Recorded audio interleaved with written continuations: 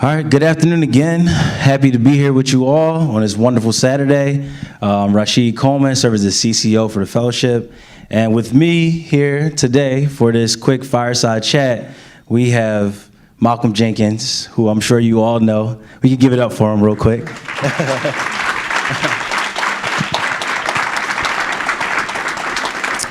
Thank you. So yeah, first, thank you for being here. Honor to, meet you again and talk with you really quick. We're really going to center the conversation around social justice and the work that you do in the social justice aspect, because we look at teaching as a revolutionary act, as we call it, and I know that that's something that's really important for you. So I guess we'll just jump right into it. Yeah, that's cool. That's cool. The first question I have for you is, first, you're someone who's very vocal about social activism and have been doing the work for some time.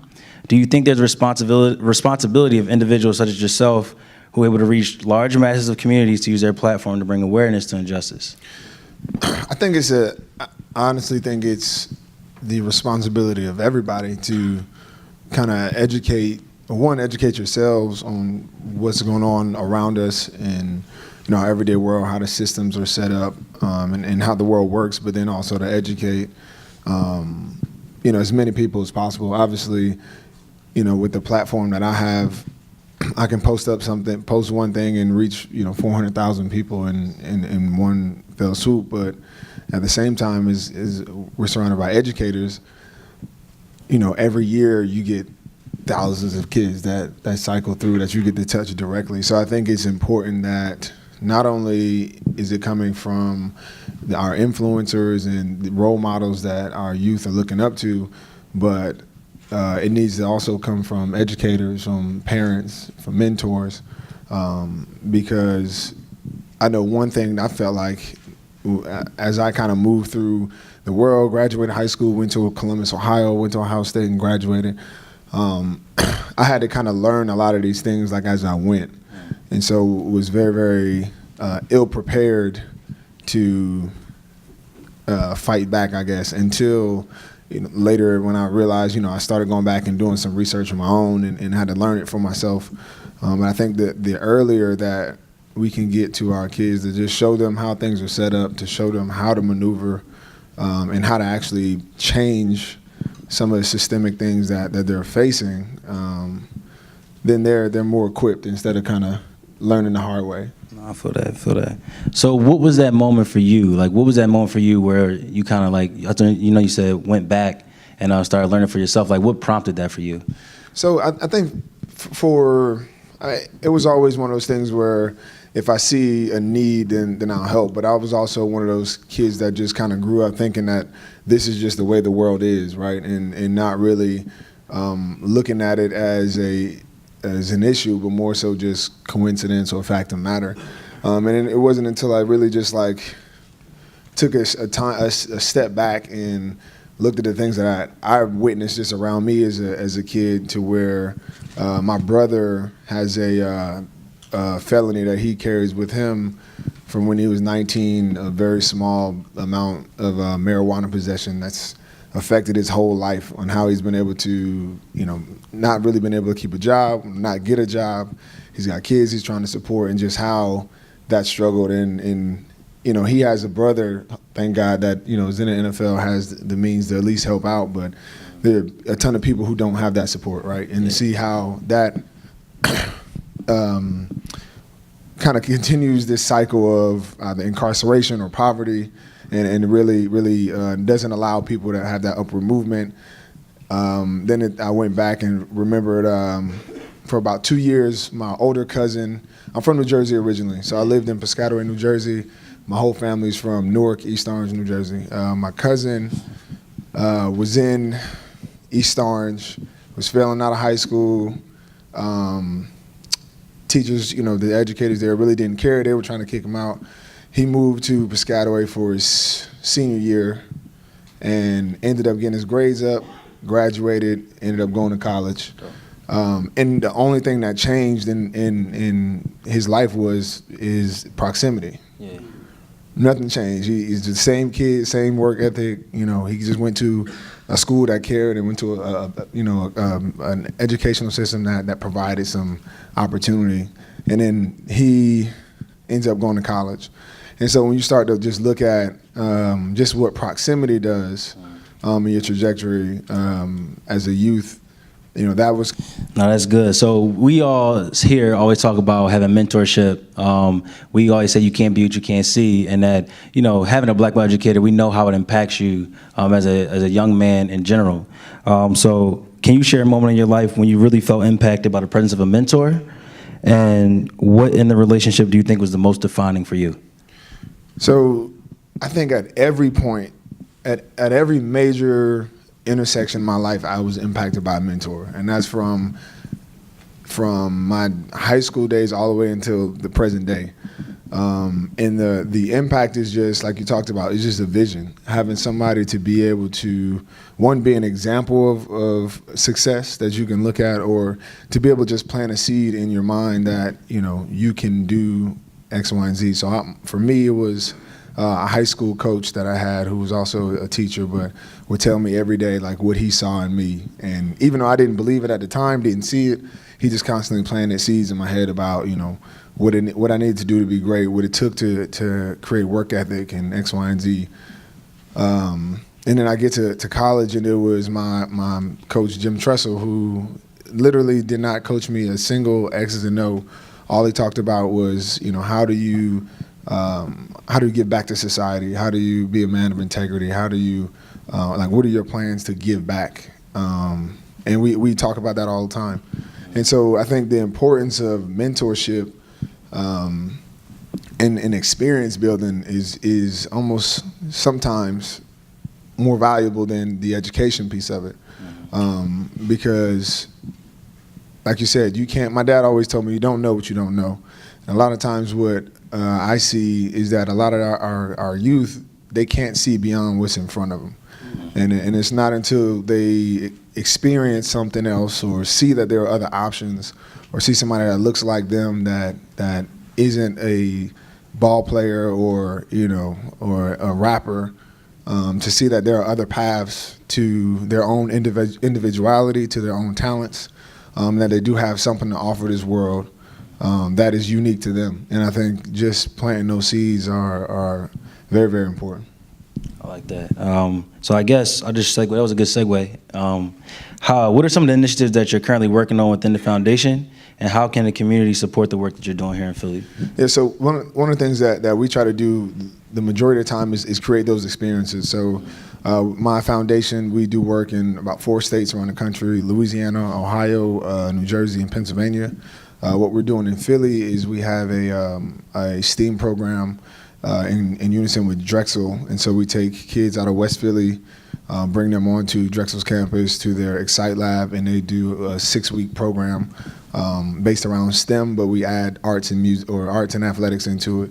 And so they're learning everything from coding to how technology and music meet, technology and art, how sneakers are designed, and all of the tech that goes in there. We take them kind of off campus. They've been to the Eagles facility to see all of the different technologies that go into sports. We took them to Comcast to see, when you look at or news stations, or when you see, broadcast is not that simple. There's cameras, there's control rooms, there's all these different things. And so really just trying to take them to as many different places as possible and get them, out of their neighborhoods, get them out of the things that they constantly see, just to show them, different aspects of things. And so really the hardest thing about these programs is getting kids to participate. And it's really not the kids, but really to get schools to promote these type of programs, and to get the parents to show up and get their kids involved. Because when they do, they have the interest.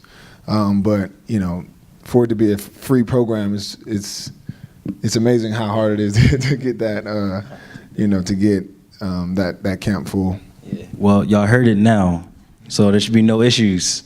That there's opportunities for our kids right here, right around the corner. So in the grain of the marathon continues and pushing to strengthen our communities, how do we keep doing the work needed to create real change and empower others to do so as well? I think we just got to keep showing up. I think, I take my hats off to educators, because that it takes a lot, and it takes consistency to be there every day and to show up. But I think, and those results sometimes aren't even recognized till down the road. And I know there's a lot of educators that played a role in my life that, I probably didn't even recognize until I got older and as an adult. And then I go back and I can remember certain lessons, or if I see them, I remember specific people at certain times in my life. And so it's not the work that we're doing is not it doesn't have immediate returns on investment.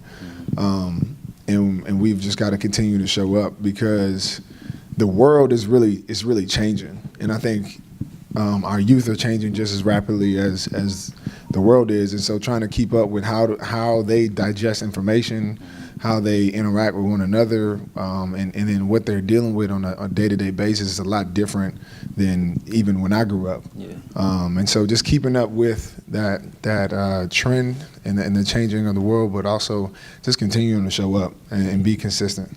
I like that. And this question is not on the ones I sent you.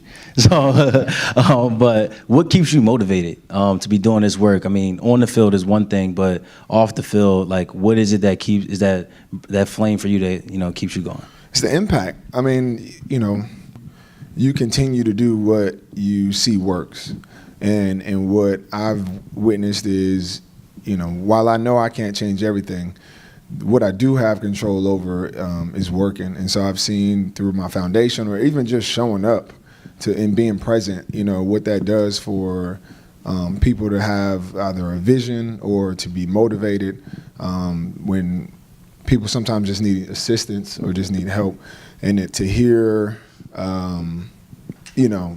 people talk about what it meant to them, or the impact it had, that's kind of what keeps me going, because I know if I didn't choose to do these things, what would be the alternative? And it's a couple of stories.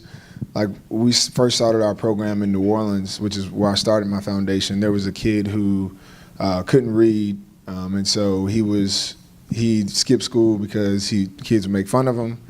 Eventually, he taught himself how to read. He went through our program, graduated high school, went off to college, and probably a year after he left our program, we're turning on the TV, and he's giving speeches introducing Michelle Obama at some event. And we're just like, this is a kid who, couldn't read and didn't really believe in himself, but had the determination.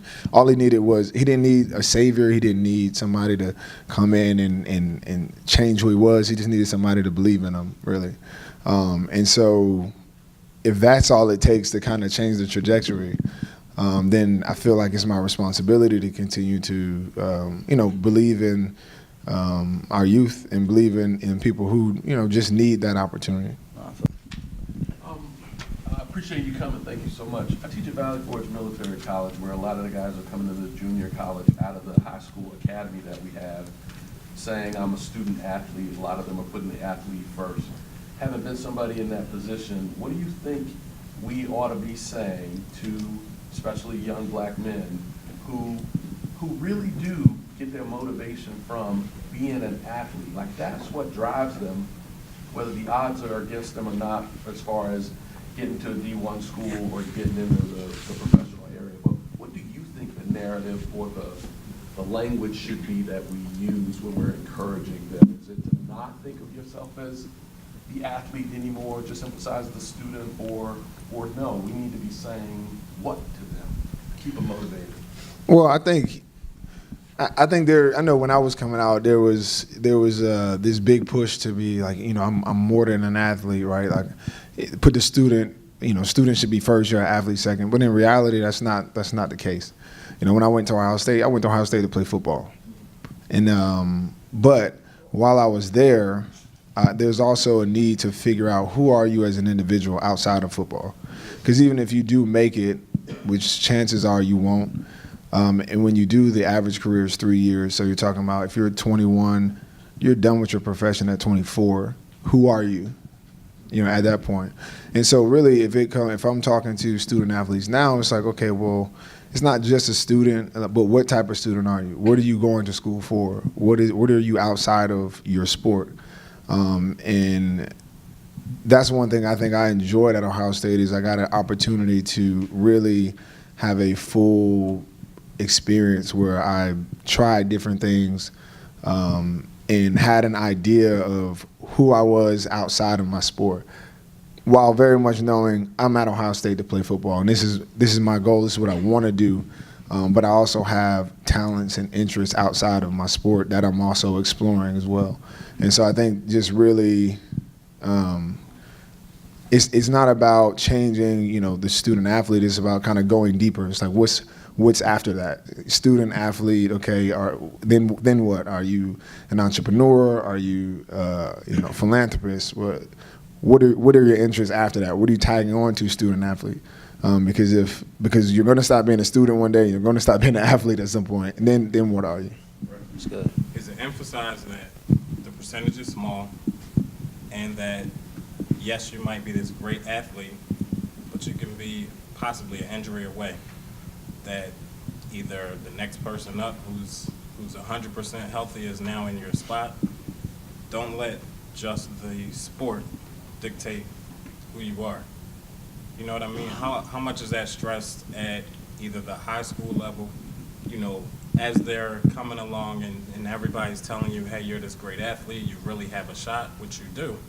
But a lot of athletes, when that does not happen for them, they're scrambling for years after that, because it's like, I put my all into just that sport and I didn't make it, now what do I do? Yeah, I mean, I see it all the time. Like I was just in Columbus maybe 3 weeks ago and just talking to a few teammates that, made it to the collegiate level, actually made it pro, and then, didn't make it that long and have been struggling to figure out what the next step is. And, it's really sad to see. And the biggest thing is, it's like anything. This sport will take you a long way. So ride it. But also, you want to get as much out of this sport as you can. So if you're able to go to a university, you have more access than most students. So how are you getting the university or the school, whatever, to introduce you to their boards, the people who are making decisions, the people who have internships, all of these different things you should be getting back kind of in return for what you're doing on the field, or keeping in mind who you are outside of the field. And unfortunately, I think there is a culture, especially at these bigger schools, where the programs don't even want you to do those things. They want you to just focus on sports, take whatever classes to keep you academically eligible. But I think that starts really, that has to start at the high school level, to where we're exploring that individuality as well. Because, it's a tough thing to tell a kid, especially if you're talented, to somehow ignore, your God-given gifts. Like I'm the best in the world at what I do. Right. You don't want to squander that ability, but at the same time, there just has to be a real conversation about the fact that this is just one of your many talents. It's not all you can do. It's not all who you are. And we need to, as educators, as mentors, figure out what are those other avenues that you enjoy. So even if you might not be able to walk in it now as a collegiate athlete, but once you have the time, what are you transitioning into? That's it. That's it. You got one more? I can do a couple more. All right, a couple more. I know. Mr. Walton came here, recreation center, Yeah. and we talked for some time. Yes, we did. I think, like anything, it's like you just start to understand your value, right? One thing about sports that I recognize is in being an athlete is that you have the ability to bring people together, right? So if I know that there are people that are not being heard in my own communities and people that need a voice, and I know that the people who need to hear it, if all of these people are fans, I can get them all in the same place. And I think that's kind of the approach, and really the biggest impact that athletes and entertainers can have on this movement is, how do you bring those voices to the ears that matter and the people who are making those decisions. But I also think when it comes to this next generation, you had kind of the athlete activists, in the past, the Jim Browns, the Alis, and Tommy Smith and John Carloses. And I think it's been well documented the struggles that they had that they incurred by standing up. And I think you had a whole era of silence when it came to athletes and activism. But I think there's a new, with sports kind of trending, and they're making more money than ever. The players are becoming individual brands, and the popularity is growing. I think players like LeBron James and Dwayne Wade are starting to do things that far exceed the generations before us. And so now you have a group of athletes that are not only socially conscious, but they know their own value as individual brands and what leverage they have, right? So, Michael Jordan, who is arguably the best player to ever put on, a pair of sneakers, never used that leverage to push, as far as he probably could have. But now you have, hopefully, a growing number of athletes that are starting to walk in that, like, where we're no longer talking just about, doing camps and book bag giveaways, but pushing for different pieces of legislation. We're pushing on, people who make decisions. We're moving for ownership. LeBron's, building schools. Those are kind of like the next level things that we haven't really seen ever from athletes. And so I'm interested to see, where this goes, and hopefully continue to see, we have now kids that are looking at that example. And so it'd be interesting to see, how that transitions into this next couple years or generations of upcoming athletes. All right, cool. Yep. They could ultimately be the answer that will be able to satisfy all of the family's financial problems. Well, I think we should, for one, that's a myth. That's not how that works. If you look at any family that's built wealth, it's never really been off the back of one person. And so I think the biggest thing, and I try to tell this with my peers, and I even deal with it,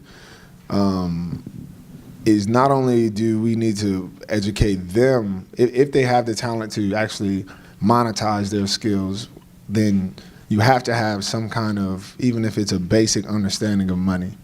And even that, when you're talking about athletes, there's nothing basic about the way that we get paid. So it's not like a normal, trajectory where people make money all year round. You gradually get raises as you go on, and you make the majority of your money later in your years once you've kind of learned how to budget. You get the majority of your money before you turn 24, and you got to make it stretch the rest of your life. And so, and if the idea is that what you make before you're 24 is now the answer to everybody's ticket, then what ends up happening is y'all live good for about 2 years, and then everybody's broke again. And so it's really about educating that individual on what he's getting ready to step into, having some understanding about money, how it works, investments, how that works. But not only him, but his family. Because if they don't have that understanding, it's going to be hard for that individual to tell everybody no. And what ends up happening far too often is there's either a break in the family or the money just doesn't stretch at all. Yeah. Last question. That's cool. What's your support system look like being in both those roles, and how do you can sustain in order so you can still be the leader mentor you today? Yeah, therapy.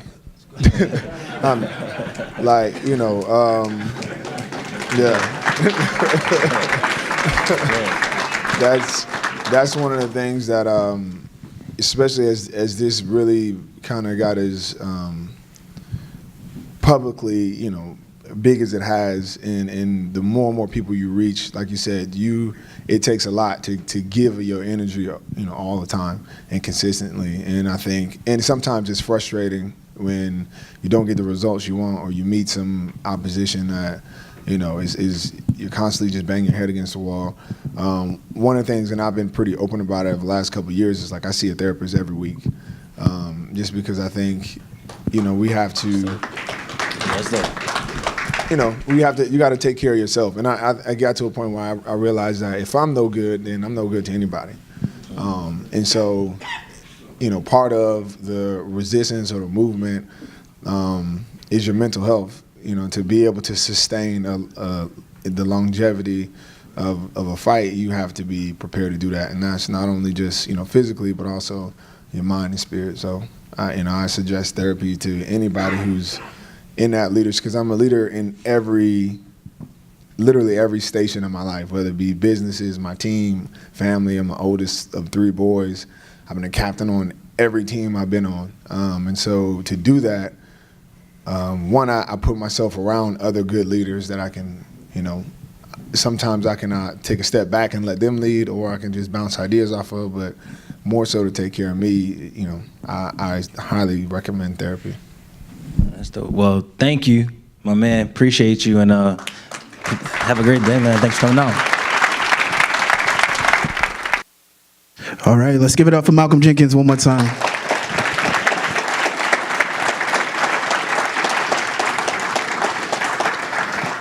So it has been an incredible day, but we are going to end the day lifting up educator voices.